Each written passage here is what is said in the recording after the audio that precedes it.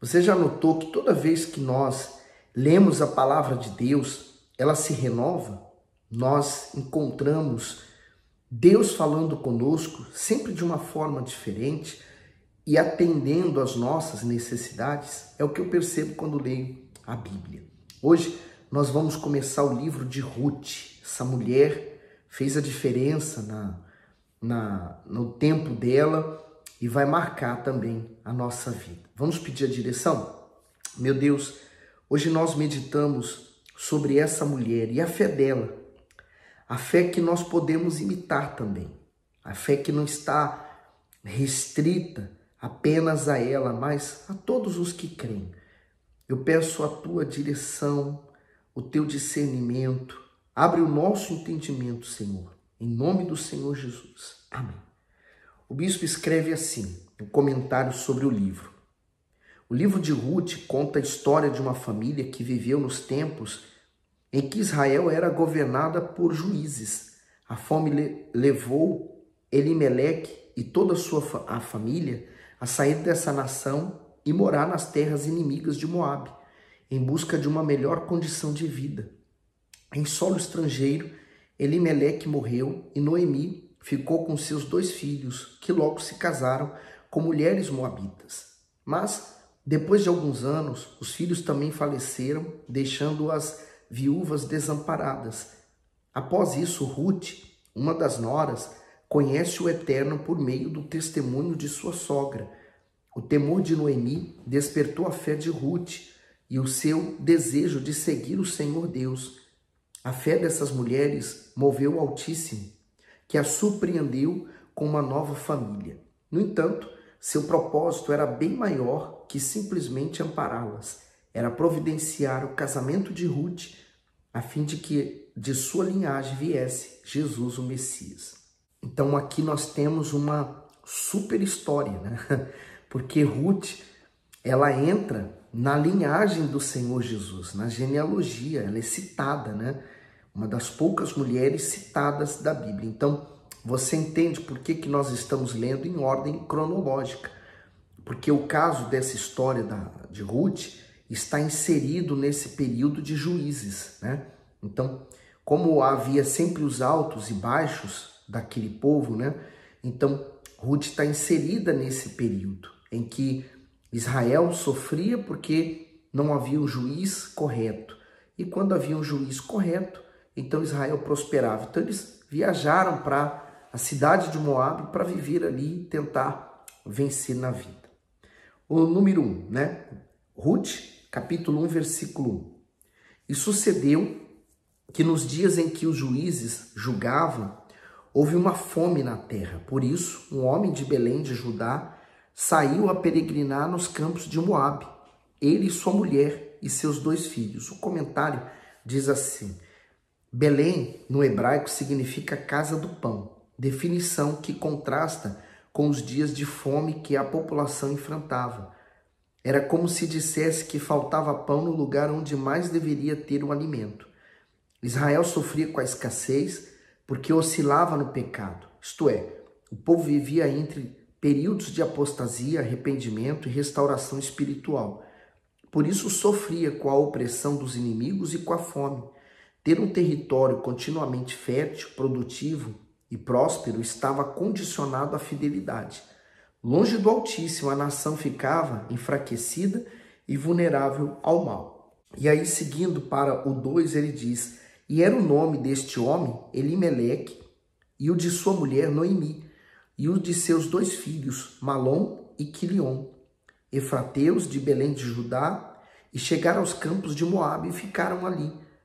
E morreu Elimeleque, marido de Noemi, e ficou ela com seus 2 filhos, os quais tomaram para si mulheres moabitas, e era o nome de uma órfã e o nome da outra Ruth, e ficaram ali quase 10 anos. E morreu também ambos, Malom e Quilion, ficando assim a mulher desamparada dos seus 2 filhos e de seu marido. O comentário aqui diz mulher desamparada. Naquela época, a segurança e a proteção da mulher vinham do homem. Além de Noemi estar longe de seus parentes e de sua terra natal, ela havia perdido o marido e os filhos. Portanto, viúva e idosa dependeria da compaixão das pessoas para não ficar desamparada. Diante de tantas dificuldades, quem poderia imaginar que essa mulher ainda desempenharia um papel tão importante na história bíblica? É verdade, né? Quando a pessoa pensa que o fim dela chegou, que já é o fim, que acabou, na verdade, Deus tem algo muito maior para ela, né? No caso dessa mulher, né, ela já era velha, no caso, posso assim dizer, ela já tinha 2 filhos que já haviam se casado, já tinha perdido o marido, então ela era uma viúva, mas os 2 filhos então garantiam o sustento da casa. Agora, os 2 filhos morrem, então se transforma em 3 viúvas, mas todas essas 2 viveram 10 anos com eles. A Bíblia não diz, mas não geraram filhos. Agora, vamos ver o que vem a seguir. Então, no 6, se levantou ela com suas noras e voltou dos campos de Moabe, porquanto na terra de Moabe ouviu que o Senhor tinha visitado o seu povo dando-lhe pão. O comentário diz, as adversidades do servo. Embora Noemi fosse uma mulher íntegra, enfrentou situações adversas. Ela e sua família sofreram por causa da fome em Belém. Depois foi afligida com a perda do marido e com a morte prematura dos filhos. Esses acontecimentos indicam que, apesar de pertencermos ao Senhor, não estamos imunes a problemas. No entanto, mesmo que eles nos sobrevenham e sejam extremamente dolorosos, se permanecermos firmes na fé, seremos cuidados e sustentados por Ele. O Todo-Poderoso age para que tudo coopere para os seus propósitos e para que a pessoa fiel a Ele cresça na fé. Aquele que tem a vida nas mãos do Altíssimo não precisa temer a nada, pois mesmo que esteja em meio à dor, não está desamparado. Tudo está no controle absoluto do céu. E essa segurança que você tem quando você mantém a sua chama acesa, a sua fé viva, né? Aí seguindo para o 7, por isso saiu do lugar onde estivera e as suas noras com ela, e indo elas caminhando para voltarem para a terra de Judá. Disse Noemi às suas noras, ide voltai cada uma à casa de sua mãe, e o Senhor use convosco de benevolência, como vós usaste com os falecidos e comigo. O comentário diz, ide voltai. Ao aconselhar suas noras a regressarem para a casa dos pais, Noemi considerou mais a elas do que a si mesma. Ela negou a companhia das 2 no retorno a Belém e o cuidado que elas lhe dariam para enfrentar sozinha a viagem e o futuro incerto que a aguardava. Noemi fez tudo isso para dar às noras a oportunidade de reconstruírem a vida. Esse amor cada vez mais raro, desprovido de qualquer interesse pessoal e egoísta, é que sacrifica as próprias vontades e necessidades. É o que verdadeiramente agrada a Deus. Então, eu vejo também que Noemi não era uma sogra ruim, né? Porque as noras ainda seguiam a ela. De alguma forma, essa mulher, ela tinha uma fé muito grande, né? Então, ela criou os filhos com muito amor e carinho, porque não fala do maus tratos que os filhos davam às suas esposas. E aqui você vê ela, então, dispensando as 2 noras para que elas pudessem voltar à sua casa e voltar à vida normal. Elas puderam, como elas eram jovens, elas poderiam voltar a casar, né? Então elas tinham os pais vivos ainda, elas não estariam totalmente com a vida destruída. Já o caso de Noemi já não teria mais solução. Então elas teriam uma escolha. Olha só o 9. O Senhor vos dê que acheis descanso cada uma em casa de seu marido. E beijando-as, ela levantaram a sua voz e choraram. E disseram-lhe, certamente voltaremos contigo ao teu povo. Porém Noemi disse, voltai, minhas filhas, porque ireis comigo? Tenho eu ainda no meu ventre mais filhos, para que vos sejam por maridos? Voltai, filhas minhas, ide-vos embora, que já muito velha sou para ter marido. Ainda quando eu dissesse, tenho esperança, ou ainda que esta noite tivesse marido e ainda tivesse filhos. Esperá-lo-eis até que viessem a ser grandes? Deter-vos-eis por eles sem tomardes marido? Não, filhas minhas, que mais amargo que é a mim do que a vós mesmas, porquanto a mão do Senhor se descarregou contra mim. O comentário do 13 diz: Deus é contra mim. Noemi achava que suas aflições eram a prova de que o Todo-Poderoso não se comprazia mais nela e que por isso ele lhe infligia tamanho sofrimento. Esse é o retrato da frágil condição humana em meio à angústia. Da mesma forma, há pessoas que, diante do desespero, responsabilizam o Senhor por tudo e não percebem que muitas de suas decisões geram consequências ruins. Contudo, ainda que as dificuldades venham pela ação do mal ou por nossas próprias escolhas, temos auxílio no Senhor Jesus. Ele compreende a nossa dor e está pronto para nos socorrer e traz alívio e paz ao nosso interior. É o que vemos em Mateus 11, 28, porque ele diz: Vinde a mim, todos os que estáis cansados e oprimidos, e eu vos aliviarei. Então o Senhor Jesus é aquele que promete o alívio ao cansado, né? No caso, você veja, é mais fácil às vezes você pensar assim: olha, eu estou sofrendo isso, é porque Deus me abandonou. É mais fácil pensar assim.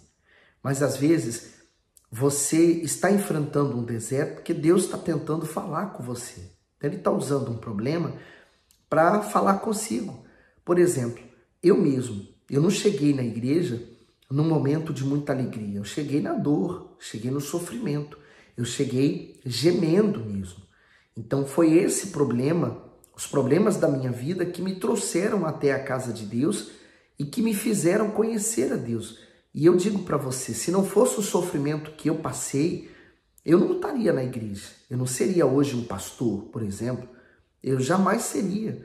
Então, o que me fez conhecer a Deus foi a dor, foi o sofrimento. E graças a Deus por eles. Porque hoje, quando eu olho para trás, eu vejo que eu fui capaz de superar aquela dor, eu fui forte o suficiente e ela provocou uma bênção. Ela me fez conhecer o meu Salvador. No 14, então, levantaram a sua voz e tornaram a chorar. Orfa beijou a sua sogra, porém Ruth se apegou a ela.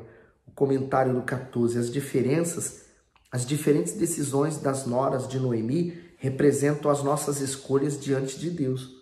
Podemos agir como Orfa, que regressou à vida anterior e aos seus deuses, e com um beijo de despedida em Noemi, deu as costas a Deus, assim como fez Judas ao Senhor Jesus. Está lá em Lucas 22, 48.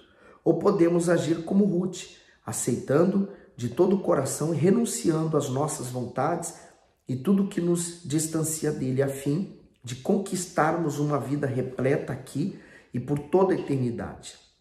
Então, a fé estava presente também em Ruth, apesar dela estar sofrendo, apesar dela estar vendo a miséria delas, mas Ruth se apegou a Noemi, porque com certeza Noemi ensinou uma fé para ela.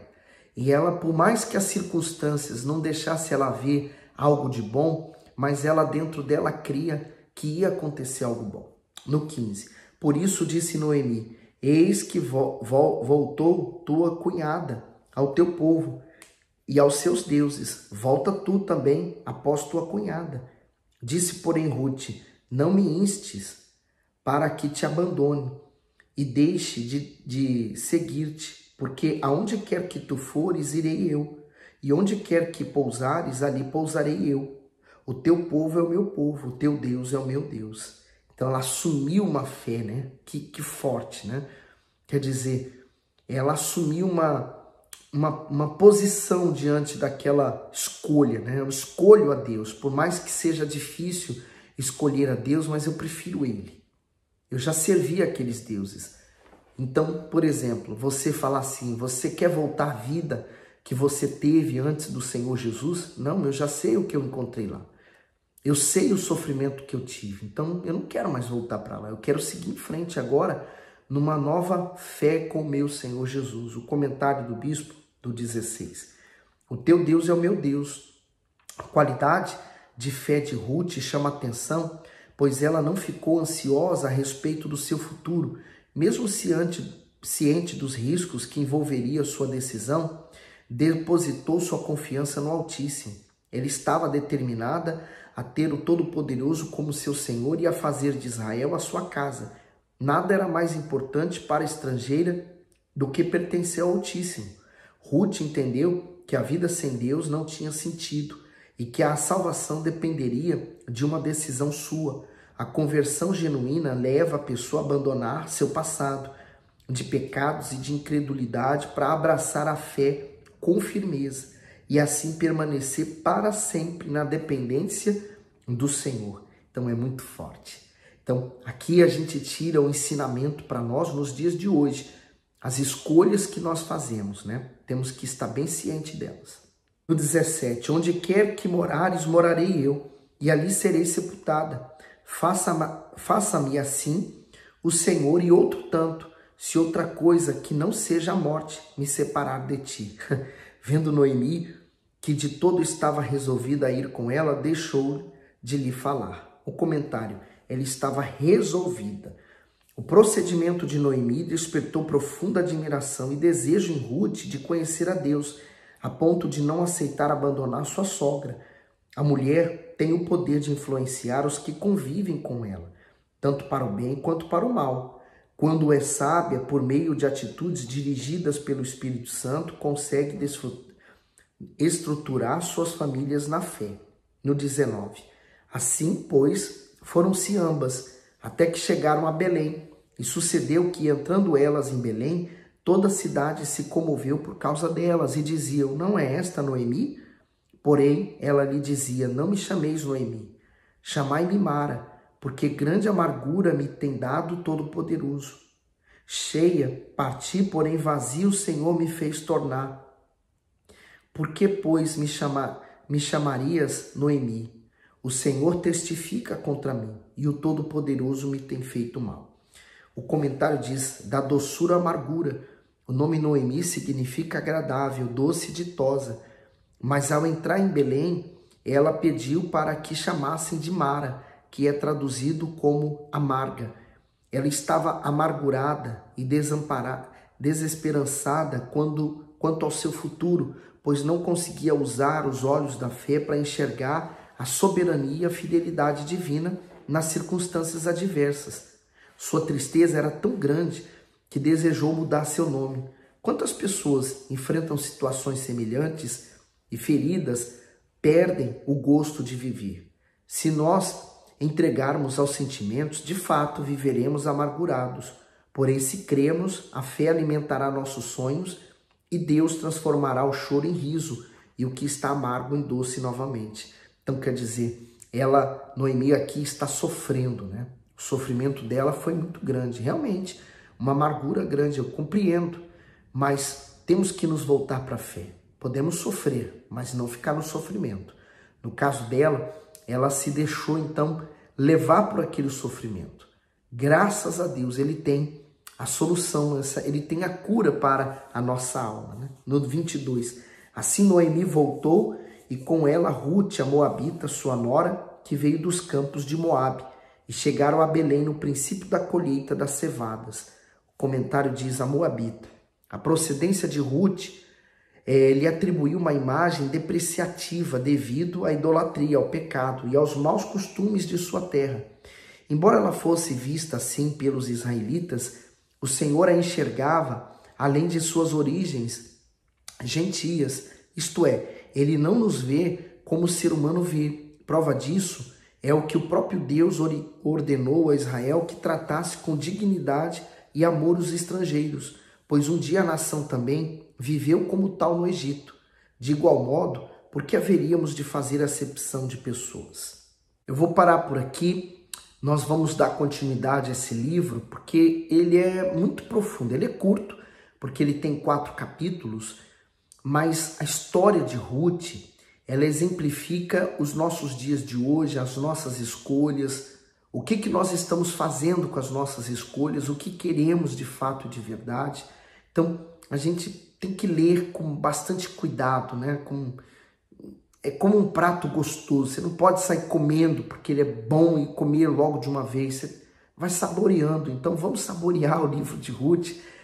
Eu gosto muito do livro dela porque a história dessa moabita, Ruth, ela é inspiradora. Quer dizer, Deus não rejeita ninguém. Deus não rejeita qualquer que seja a pessoa e Ele muito menos está preocupado com o passado dela. Ele quer que essa pessoa, a partir de hoje, uma vez que essa pessoa está tendo acesso a Deus, que ela mude suas atitudes, que ela se entregue a Deus. Esse é o desejo de Deus para você, né? O desejo de Deus não é que você sofra, como estava ali Noemi falando que o sofrimento era o resultado do que Deus queria para ela. Não, negativo. Deus queria e quer algo muito maior para você. Você pode ter certeza disso.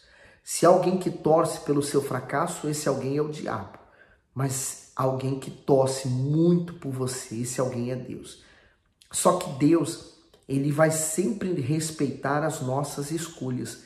Ele não vai interferir nela. Então, se você escolher situações e coisas que te afastam dele, Ele, por mais que Ele queira te ajudar, Ele vai respeitar, porque você escolheu isso.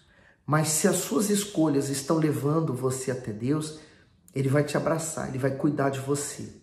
Ele vai primeiro sarar suas feridas, não as exteriores, mas as interiores, porque essas são as piores. Vai apagar marcas do passado. Você sofre porque dentro de você está cheio de feridas. Alguém te maltratou, te feriu, desprezou, humilhou, alguém te decepcionou. Isso causa feridas internas dentro da gente. A gente nos tornamos feridos. Então, quem pode resolver esse caso? Quem pode sarar essas dores? É só o Senhor Jesus. Então, quando você faz escolhas que te levam a Ele, então Ele começa a cuidar de você, curar você. Aí vem o perdão. A pessoa que ela não está perto de Deus, ela ganha raiva, ódio, quer dizer, ela ganha o sentimento que provém do inferno. Mas quando ela se aproxima de Deus, ela ganha o amor que vem de Cristo. Ela ganha o amor que perdoa, ainda que aquilo que a pessoa fez contra ela foi tão imenso e tão doloroso, mas ela ganha o amor, quer dizer, não há mais espaço para ódio dentro dela. Então ela perdoa, ela dá outra face, ela anda o segundo quilômetro, enfim, ela faz o que for preciso, porque o desejo dela é agradar ao seu Senhor. Porque cada vez mais perto de Deus, mais parecido com o Senhor Jesus vamos nos tornar. Quanto mais longe de Deus e do Senhor Jesus, mais perto de Satanás. E mais parecido com ele vamos ser. Por isso que você entende o que está acontecendo com a humanidade hoje. Por que de tanto ódio, de tanto esfriamento, de tanta gente apostatando da fé, né, abandonando a fé, enfim. Infelizmente, essas pessoas deixaram de se aproximar de Deus e estão se aproximando do diabo. E a consequência é o resultado que temos visto. Não se deixe levar pelas aparências. Vai firme, olhe para Jesus e siga em frente, tá bom? Vamos espalhar esse livro de Ruth. Manda esse capítulo para alguém que queira acompanhar essa meditação conosco, tá bom? Que Deus abençoe você, dê o seu gosto. Não esquece, eu quero ver seu comentário.